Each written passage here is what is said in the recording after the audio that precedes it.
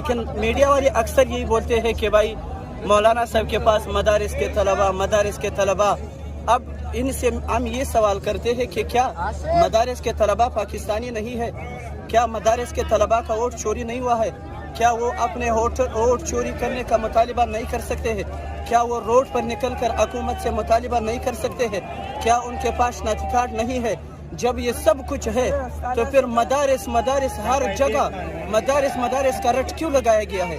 کیا مدارس، میں آپ کو یقین سے کہتا ہوں کہ دنیا کے اندر جو بھی پروگرامات ہو، چاہے خوشی کے پروگرامات ہو یا غم کے پروگرامات ہو، وہ علماء کرام اور مدارس کے قرات سے شروع ہوتے ہیں اور ان کے دعا پر ختم ہوتے ہیں، اور پرامن لوگ بھی مدارس والے ہیں۔